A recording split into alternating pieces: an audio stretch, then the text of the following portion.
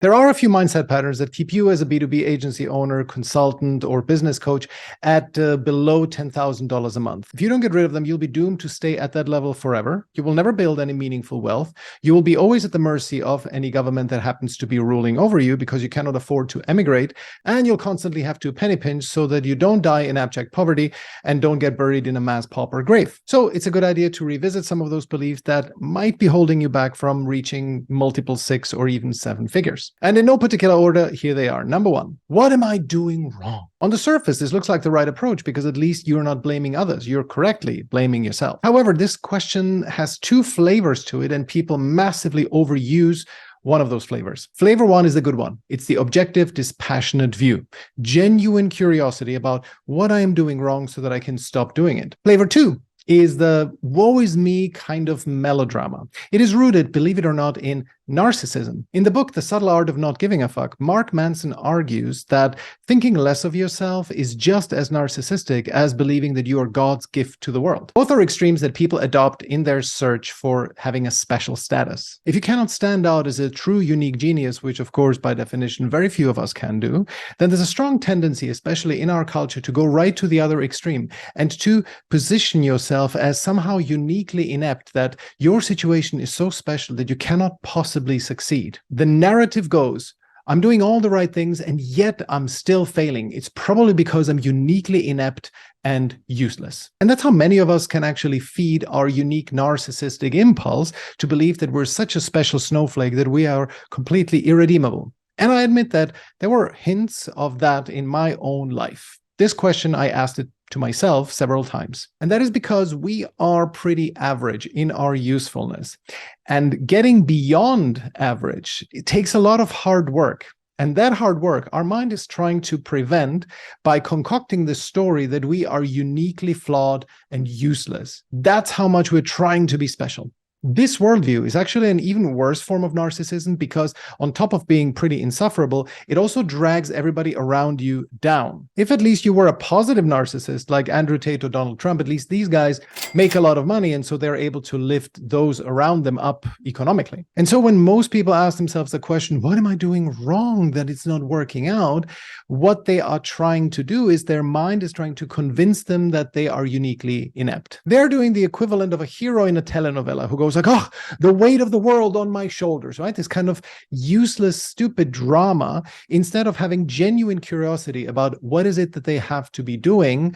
And instead they just go into full emoting and wallowing in self-pity. Because if you are really genuinely curious, the answer to this question is not all that hard to figure out. If you run a B2B service business, an agency, consultancy, business coaching, and you're making less than $10,000 a month, then you probably are doing something wrong along the value chain of client acquisition, right? That is in order: offer, prospecting, content, sales, and service delivery. Number 1, you have a non-existent or inappropriate offer. Non-existent means that you're effectively selling all kinds of services to pretty much anybody who comes around. No focus. Inappropriate means that you're trying to sell something for which you have zero credibility in. Hence all the LinkedIn experts whose content doesn't garner any views, YouTube experts without a YouTube channel, and supply chain consulting experts who've never worked in supply chain. On the prospecting side of things, you're probably not contacting enough people. If you have few or no clients, you should be reaching out to 100 people every day. That should be the iron rule. You do that every day. On the content side of things, you're not posting any content or just very little and not the right kind of, and you're not building any form of personal visibility, personal brand. Nobody really knows what your expertise is. All you do is repost other people's content and so on. Those tend to be the biggest mistakes that people make on the content side of things. When it comes to sales calls, the biggest mistake that people make is that they are simply trying to sell too early. They don't qualify well enough. They have people in front of them who are not suitable for what they are selling, and they're just generally being too overeager. Or on the other extreme, they treat every potential sales meeting as just a pure networking opportunity, a virtual coffee, and they don't go for the close. Those tend to be the biggest mistakes people make in sales. And as far as service delivery is concerned, the biggest mistakes that people people make there, especially if they have slightly lower ticket clients, is that they don't put the client's value, their ROI, as the number one priority for their business. They'd rather chase new clients rather than delivering to the existing ones. And if you stop making mistakes in these 5 core areas, then you don't have to go around asking yourself, oh, what am I doing wrong? You simply just fix those problems in those 5 areas, and you can easily learn about that from free content that you find on YouTube. Follow me, follow people like Alex Hormozi, Charlie Morgans, many others who provide great content. And just by ingesting that, you can fix many of those mistakes. But don't ask yourself this question, because it tends to be a reflection of having this unique snowflake status of unique ineptness. So avoid that. All right, the second mindset pattern that is holding you back from going beyond 10K a month is classic imposter syndrome, where you say, oh my God, I'm going to get found out that I don't really know what I'm talking about. People will think that I'm a fraud and so on. And as in many cases, it might not be far from the truth. It could be correct. I'm not saying that you're a fraud, but if you don't make more than 10,000 a month, it could be a reflection that you are not terribly good at what you're doing. Doesn't apply in all cases, but in quite a few. So what are we going to do with this insight? Well, you have 2 options here. You can either keep this your dirty little secret and keep dragging this around like a ball and chain with you, because you're constantly worried that a client will say, hey, I just discovered you're not really competent. You don't know what you're talking about. Give me my money back. And that shame and embarrassment, that fear from that kind of keeps you in a state of constant anxiety. But that is option 1. You can actually make the imposter syndrome your steady companion. Or you could actually go and do something about it. Yes, imposter syndrome can be used as a motivator to become competent so that you can stop having imposter syndrome. For example, you can work 80-hour weeks where 40 hours are dedicated to any existing clients you have and/or client acquisition. And the remaining 40 hours are spent on studying, reading, watching videos, writing, experimenting, memorizing even, all so that you can serve your clients better. An even more extreme but very effective way is to work on pure satisfaction or results basis. You will only get paid once your client gets some form of result. Offer full or partial money back guarantees if you don't properly or only halfway reach goals for your clients. Or if you are selling something that doesn't have immediate monetary value, no immediate ROI attached to it, work on a pure satisfaction guarantee basis. So tell people, listen, I am going to do this work for you for free and you pay me how much you think it's worth. I'm just looking to get client success stories, so I'm going to really put in a lot of effort for you, and you just pay me what you think it's worth and then give me a testimonial and a few referrals. Nothing will make you as effective than knowing that you will only get paid based on your results. So you can use imposter syndrome as something that cripples you or as something that motivates you to become better. It's totally your choice. Before we get to point 3, quick favor, please give this video a like or leave a comment. It helps other people to see that content as well. And I would love to hear from you. What do you think? Am I wrong in any way? Do you disagree with me? Those are the comments that I prefer the most. Thoughtful disagreement. And let's get on to the next point. Negative mindset pattern number 3 is I don't want to be salesy. And I hear this so often. People don't want to be perceived as pushing something down their prospects' throats. And that's understandable, but it comes from 2 paradigm problems. The first one is a complete misconception of what sales is. Many people who think along these lines of I don't want to be salesy have a caricature of sales in their minds. They think about the vendor at a bazaar who just tries to sell you something that you don't need. And while at a bazaar, that might be a good technique if you just talk people into buying something. But in reality, when you are trying to sell a complex B2B service, which is something that is supposed to be win-win and long-term relationship building, you cannot be selling like this. And very few people, actually almost no one, sells in this bazaar style. In reality, good B2B sales is a lot of listening, especially in the first part of a sales call. You should be doing 5% of the talking and the client does 95%.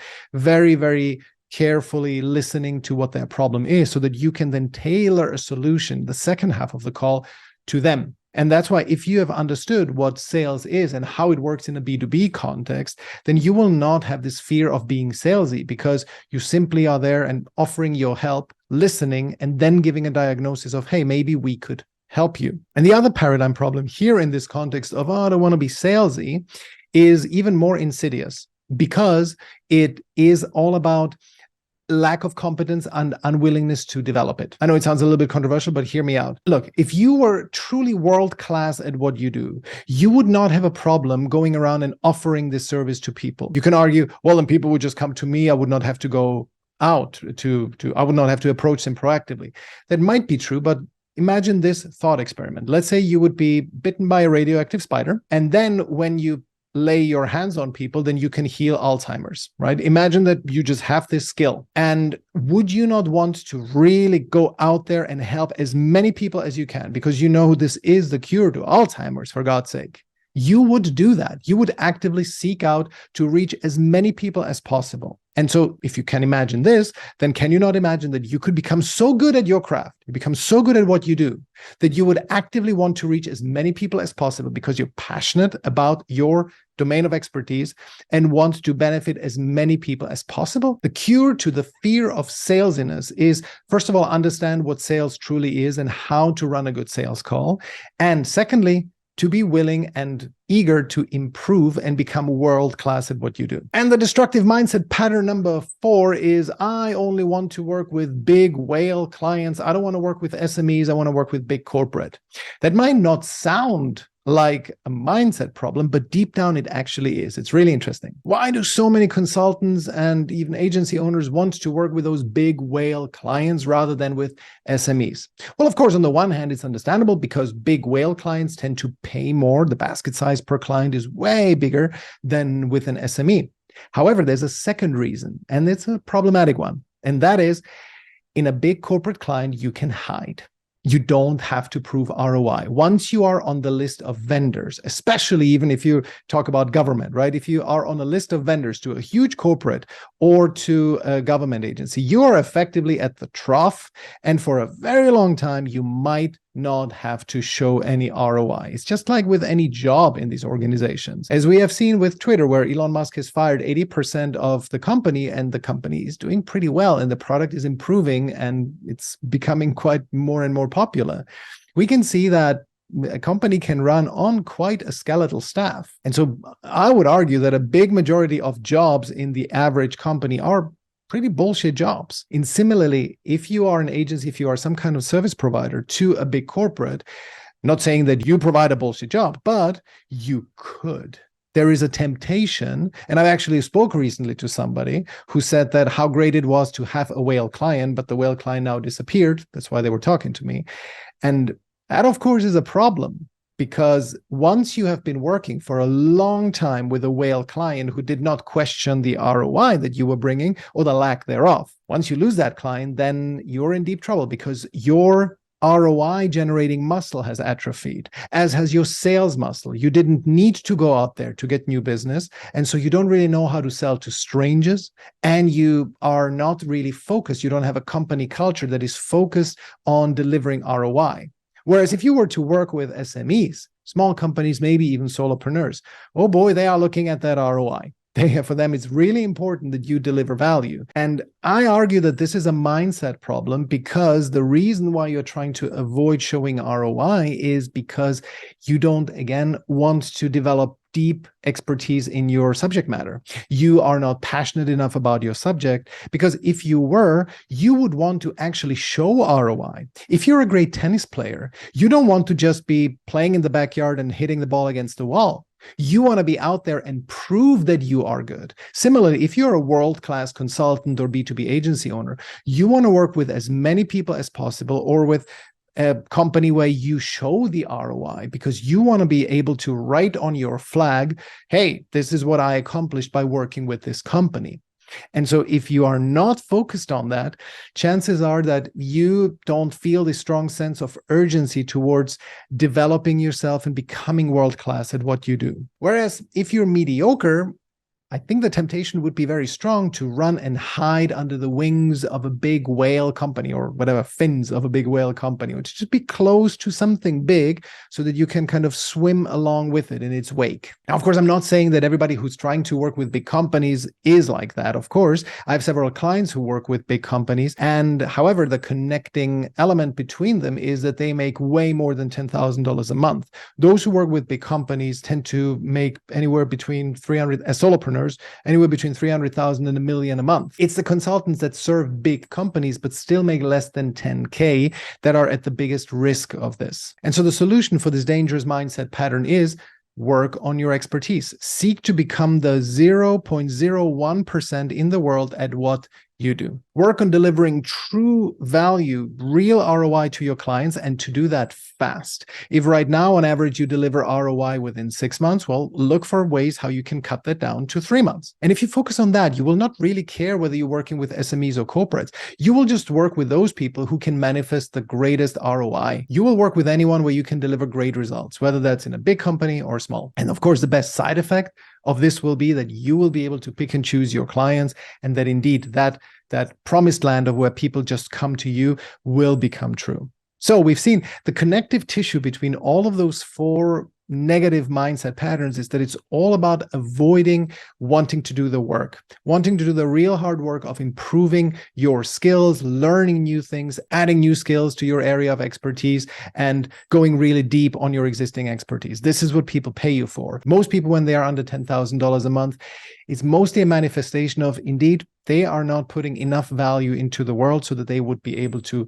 earn more. And I can see this absolutely with myself. When I was at below $10,000 a month, I simply was not terribly good at what I was doing. I arguably still am not, because I'm at 30,000 a month, but I'm aiming to go to 100,000 and more.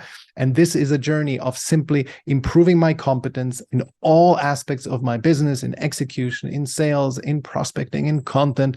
And all of this will lead me to the place where I'm making way more than I ever thought possible, because I'm continuously and consciously working on improving my skills and becoming world-class at what I do. I hope this was useful, and please follow this channel and share this episode if it was interesting. You can subscribe to my newsletter where videos like this come out every week. You can go to alphaleadacademy.com/subscribe, and I'll talk to you next time around.